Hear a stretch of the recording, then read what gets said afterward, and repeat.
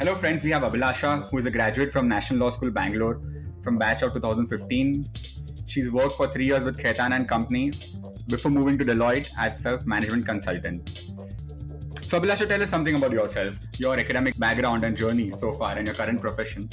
Yeah. So, hi, Nyanesh. Thanks for having me here. So, I'll tell you a bit about myself. I grew up in Bombay, did my schooling there. And after 10th, I decided that, I wanted to study law. I was really fascinated by how law, interacts with us in every dimension of our life. So, having this in mind, I decided to study commerce in my 11th and 12th. So, I went to Narsi Monji for junior college. And during that time, I was preparing for my CLAT exam, which is the entrance for the which is the entrance for Indian law schools. And I got a good rank there, and I was able to join National Law School, which is like the premier law school in India. So after 5 years of studying law, I graduated and I decided to work with Khaitan and Company as a lawyer for a bit before moving to Deloitte Consulting and uh, as a management consultant, that is. And yeah, that's little bit about myself. Okay, great, fantastic. So, Abhilasha, during your law course at National Law School, Bangalore, how was the experience? What kind of student who goes to National Law School, Bangalore can expect from this course? Right. So, like much like a lot of the premier schools in India, it is National Law School is a great place for learning. And I say this not only because of the curriculum, the courses, the faculty, but also because it gave you the opportunity to test and try and do so many things outside of your regular academics. So what the one basic thing that students can definitely expect is good courses, good professors, good exposure to studying law. But besides that, what I felt was more um, was was what facilitated the true facilitated the growth personally and professionally was these access to these various different kinds of activities. Now, from a very legal sense of it, we in law school you have the opportunity to do a lot of mooting, debating, MUNs, attend conferences, write research papers. And besides this, you can get into event management where you actually go on to managing and organizing these events. You can work for various different kinds of committees in your interest areas and be a part of this process. So, and all of this can have the flavor of law. You could be working on very deep issues, legal issues on tax law or IPR law, and at the same time using your interest in organizing events that are basically focused around these areas. So it gave you that good balance between learning core knowledge of the law and trying and doing things like in the form of mooting or debating or managing or running committees that focused on these legal aspects. So this is the good balance that I really enjoyed, and anyone going through law school must use law school as the avenue or the platform to explore these various activities, because your true learning not only comes from subject area expertise but also from how you actually implement them. And at a student level, these are the sort of activities that really help you understand the practical dimensions of what you're learning. So that's what I think a student can really expect and go in to learn from. Okay, fantastic. I think it's the all-round experience and the fact that it's a residential course also, which adds on to it, so that you spend more time on the campus doing these activities. Definitely, definitely. In fact, what really helps is that you have a constant support and guidance system in place. So it's not just that you're going to college, learning, going back and doing homework. You're working with a whole lot of people around you. Your peer set is excellent in terms of quality and in terms of support. So that is what really shapes you as an individual. When you go out there in the workplace, you're going to work in groups, you're going to work with people, you're going to have to take guidance from several senior members. You are going to have to shape and mentor various junior members. So while working in these activities, while working in a residential course, you sort of get that you closely interact and bond with the people around you, and that is truly reflective of how it is going to be professionally as well, once you step out of law school. So that really helps. The residential course really makes all the difference. Okay, great. So, if a student who is wanting to go to a national law school or a school like Bangalore, what preparation does he has to do? How does he go about the admission process, entrance exam, preparing for the entrance, etc.? Right. So, at I think once you are in junior college or in plus two, as you say, I think you have to sort of choose what entrance exam you're giving on the side, you know. So in law, that would be the CLAT exam, which is the common law admission test. The common law admission test gives you has a couple of schools under its ambit. Most of the top national law schools come under it. Besides the CLAT, you could also give the ILET, which is AILET, which is the entrance for one particular school, which is National Law University of Delhi. So CLAT, ILET, and I think there are a few other of these sort of entrance exams that you really need to study for. These are the entrance exams to the various law schools in India. Now, in terms of what they are really testing, they're testing three basic skills. One is aptitude, the second is general knowledge, and the third is legal knowledge. So within aptitude, it's very basic things like English, logic, math, quantitative abilities. Uh, you know, within Hmm. GK, it would be like current affairs or static general knowledge, and this is like what you learn or read every day in the newspaper, or in your history and geography books. At a very basic level, it's uh, static. Between static is fairly something that you learn in your school days, all throughout your years in school. Current is more like what you read in the newspapers on an everyday basis. The Hmm. third aspect that they really test you on is your legal knowledge. Again, they don't expect you to know everything, but they would like to know that you have a basic understanding of Indian politics, or how the country is run, the political systems. They will also test a little bit of your legal reasoning. They will give you a legal principle and tell you how to apply, and then they'll give you an issue and ask you to apply that principle in that issue. So these are the three broad aspects that they test you on. Okay, so what is the right time for a student to start preparing for this entrance? It's immediately after 10th, in his So 11th? right. So in my time, it was the coaching for these entrances was only for a year. But from what I understand today, these coaching classes start way in advance. So people right out of 10th standard, once they're done with their board exams, they start joining these various coaching centers and do the 2-year coaching programs for to appear for a CLAT exam. But I think I think that's the way it is now. I don't think people start preparing for the CLAT exam before their 10th grade as such. So it's a decision you can make right after giving your board exams. That's fine. Okay. So how important are coaching classes? Is it necessary to join one for exams like CLAT? So, from a learning perspective, maybe not so much. I think it gives you good material. So, yes, it helps you sort of define your syllabus. But what the coaching class really helps you with is actually testing where you stand. So, they have these regular mocks and tests and exams that they conduct at an all India level. And what those exams really help you with is to understand where you fall, and the people taking the exams are sort of reflective of the large are sort of a sample and reflective of the larger test takers in general. So your rank in these mocks will sort of give you a sense of where you stand, and that is what is really helpful about these coaching classes. Nowadays you find a lot of online courses, you can find a lot of these books available. So it really depends on how you like to learn. If you like to be taught, then a coaching class is good. If you are a self learner, you may not need these coaching classes for learning. But from a testing your and understanding where you stand and what your ranks are going to be like, it's good to take these coaching classes and sit for the tests. Or you may just go for the test and self study. Is that option also Yeah, available? that I don't know if these coaching centers have these options, but I believe they would offer some special packs just for the tests and modules that will be sent to you, but you don't have to sit for the classes. Okay. And these schools are very competitive, as I understand. So, for example, Bangalore school has only about 100 seats. Right. So Bangalore, in fact, has only 80 seats.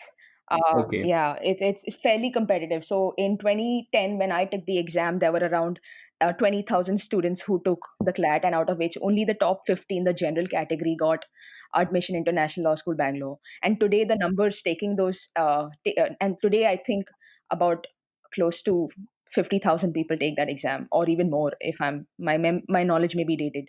So yeah, it's a fairly competitive exam. If you look at the acceptance rate, it's about 0.3, 0.4% to NLS. Yeah. Okay, so now, once a student has enrolled into a law course, what specializations do you have in law? Or is it that all the law graduates have the same law degree?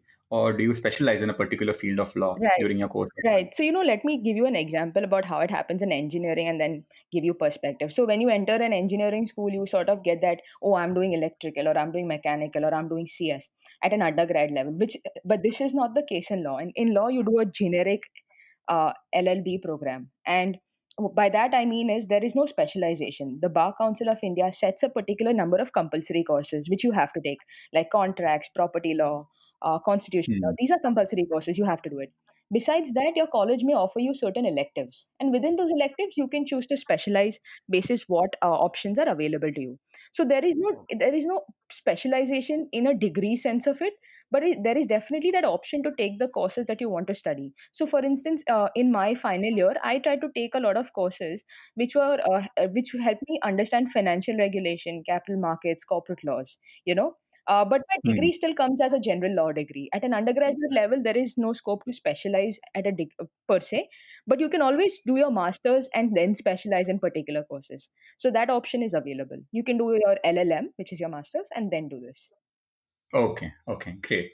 Okay, so in law, you all also have importance on internship and work experience of working in a law firm or under a lawyer. In Mumbai, we have law schools or colleges where students do internships sometimes along with the course, and sometimes even opt for full time internships. So, how is it at National Law School? Do you all have to do internships during your 5 years of study? And how important is your work experience and internship during the study and after it? Right. So, so I think from your third year beginning, it is mandatory that you do one internship in the year. I think of 5 to 6 weeks, but that is what the college mandates as a part of the program. But looking beyond this college requirement, I think internships are necessary in general, because when you're learning law in school, when you're learning law in your undergraduate degree, you're only learning very theoretical concepts, and you only understand the actual use and practicality of these laws once you enter the workplace. So these internships are very crucial because they give you they give you a different experience altogether. What they help you understand is the type of work that you want to do. So for instance, outside of law, you could be like once you graduate from law school, you could be joining a law firm, you could be doing litigation, you could be sitting in a policy place, you could be working for a company. Now how do you decide between the four options? How do you decide where you apply for, which job you take? So these internships are the best way for you to understand what is the type of work that you want to do. And even more Hmm. importantly, they tell you what area of law you want to work in. There is corporate law, there's competition law, tax law, litigation. There are just so many different types of law. And what you're learning, you may not understand what you appreciate, or what you have an interest area in simply through theoretical knowledge. You might want to Hmm. know how it's implemented or used in practice and how it's used in different companies. And then you take a call as to which is your area of specialization. So often students end up in one area of law in their internship, and then realize that is what they want to do, and that is what they Hmm. specialize in or take similar courses in. So these internships are actually very crucial from the type of work and the type of law and the type of place you want to work in. That perspective, it helps you make that decision. So that is where an internship becomes extremely crucial. Okay, okay, well said. So now, after a student has completed his graduation in law, and he's interned also, what options will he have? Will he opt for further studies in law? Is that recommended, or going for masters, or should he start working and take up a job in a particular field? Right. So, I believe that there are two ways of looking at this. If you want to continue in academia, then you Okay. can go for your masters right away. Because the sort of studying that you will do during your 5 years will continue in academia. But suppose you Hmm. want to do your masters and want to gain some practical insights about, say, corporate law or tax law or competition law. My Hmm. advice is definitely to spend 1 or 2 years in a profession, working with a firm, working with a senior, or working in a public or working in a company, getting some understanding of how you actually use your theoretical concepts at the workplace, and then go back for a master's program. I believe that your learning and your return on your knowledge will improve substantially only after you spend 2 years or 1 or 2 years in an organization trying to understand what you really do with the law that you learn. So so this is the way I'd look at it. If it's research, you do your LLM. You could do your LLM right away. But if you're looking at non-research professions right after right after graduating, then I would definitely spend 1 or 2 years. in the workplace before going for my master's. Okay. And for masters, we have good colleges in India for pursuing masters, or you have to go abroad? So we definitely have colleges in India, but I would say that the level of quality of these schools that are based abroad is just way higher. So again, it comes at a higher cost. The cost of living, the tuition of these colleges abroad is very high. So it's not something that everyone can afford. But from a quality perspective, they are definitely better. So if you have the means, you must look at schools outside India. If not, you could definitely go to one of the you could definitely try one of the postgraduate courses in India which offer you certain programs. But again, it's a call that you probably have to take, weighing all your resources in mind. Right, right. So only a small percentage of students would get admission into national law schools because of limited number of seats. Do we have other schools and options for whatever the rest of the students? Which other good schools or options we have that they can look at? So are you speaking of outside law or within? No, I'm talking coming back to graduation in law, undergraduate level Right, in India. right. So I would say that there are some under CLAT, there are a considerable number of schools. While Okay. I would recommend the top five schools to students pursuing the law, it's not that the other schools are not good enough. What Hmm. really defines a good school is the peer set and the recruitment at the recruitment process, as in how many employers come down and recruit from you, and the third, the networks that they build for life. So for instance, if you don't get into a top 5 law school in India, the top 5 NLUs, but if you get into a GLC, what Hmm. GLC has an advantage in is that they pretty much allow students to intern throughout the year. Now, through these Hmm. internships, these students get immense exposure to what happens in the real, like what happens post law school in their workplaces, and then they build great contacts, great networks, and most of their internships convert into full time jobs. So there's Hmm. always that trade off. I think at the end of the day, if you can't make it to a top 5 law school, it come the ball is pretty much in your court in as to what you want to do with your life. So you can always Hmm. choose a different college, but ensure that you have enough experience and exposure that you're gaining through the people around you, through the opportunities around you, and then make it, and then come back to the same tier one law firm that any other top 5 NLU graduate is coming to. So it's just Hmm. about how you Hmm. utilize those 5 years of your time. Hmm. Hmm. Right.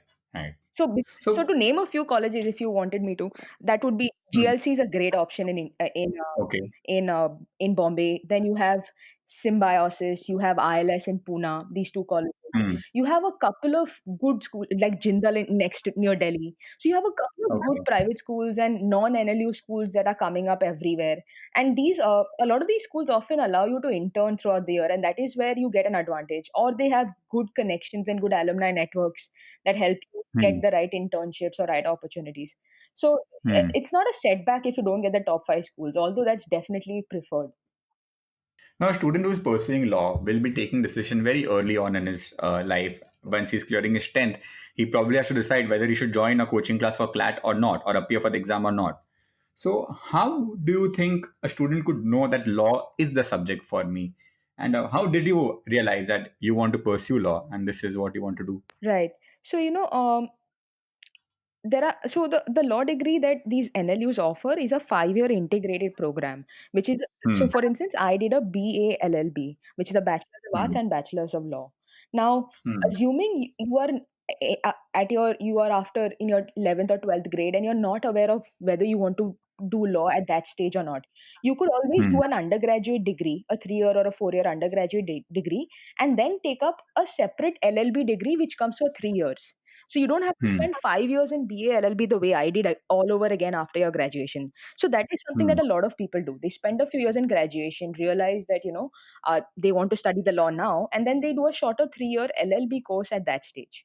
So there are two options. Either you do it right out of 12th grade, or you do your own graduation in commerce, economics, humanities, history, pol science, whatever it is that you want to do.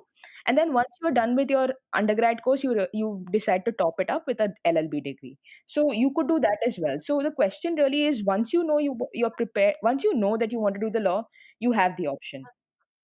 Right. Right. And so for me, like coming back to how I decided, um like throughout school, like I felt like I was interested in certain types of courses, like there was a civics. In history, we learned a lot about civics, polity, how the constitution works, how the political system works, and I felt like I could see like I said before, I felt like I could see the interactions of law in different aspects of what I'm doing in my everyday life. And then Hmm. then I also got like I started seeing a lot of these shows on TVs which glorified the legal profession. So those are things that really drew me to law. And after 10th grade, I sort of realized that I must focus all my energies on this CLAT exam, and I started studying for it. So that's really how I got interested, and I decided to be a lawyer. Hmm. Okay. Okay. But is it necessary for your parents to be lawyers if you're taking this profession? How much does it matter whether your parents are already in the profession or not? So if you want to go into litigation, which is going to court every day and arguing before a judge, and Hmm. representing your clients at various regulatory bodies, then it definitely makes a lot of difference that your parents are in that field and have done the right, and have connections and networks in the legal profession. But if you want to do Hmm. corporate law, then it's not much of a requirement. It helps that you have parents in the law, but it's not much of a requirement. It is law firms or companies are very structured organizations, and your entry into those processes and your promotions are very are fairly transparent, fairly structured.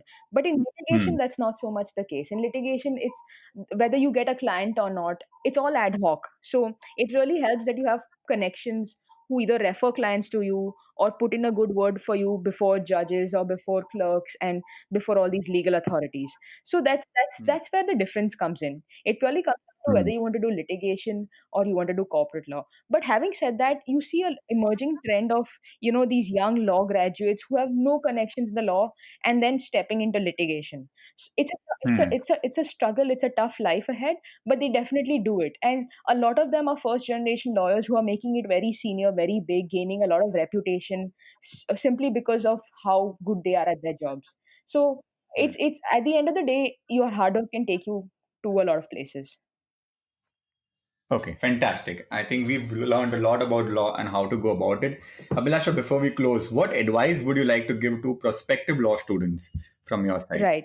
So the advice that I'd like to give is use your 5 years to explore the sort of work that you like to do, the sort of law that you like. If I give you a little bit of an example about myself, I worked as a lawyer for 3 years, and then I moved out to management consulting, which has not too many ties with the law at this moment. It's a good mix of law and business. So my advice to you is, use your 5 years at law school to really explore what the different kind of activities are, what the different kind of roles that you might have in an organization. Intern as much as you can, uh, and try and find what it is that really resonates with you. There are so many options post law school, but if you are stuck in a top NLU, you think that law firms are the only outlets, law firms are the only place to work. But that's a very restricted approach to law school. Once you're there as a student, you could explore internships in litigation companies, you could work with the government, you could work in public policy, you could become an entrepreneur. So there are so many options available today. My advice is just to explore your interest in all of them before coming to a decision. Don't get carried away by what has been traditionally the preferred employment option or route. Just explore what your interest areas are and then pursue them, because by virtue of having such great education, you just have the opportunities to do good at whatever you want to do. That is Abhilasha. Thank you so much, Abhilasha. It was great talking to you, Nanesh. My this was like this is a great platform for students to learn about what they want to do and whether law is a course for them. And if there are any students who reach out to you, I'm happy to speak to them about this. Sure, fantastic. Yeah.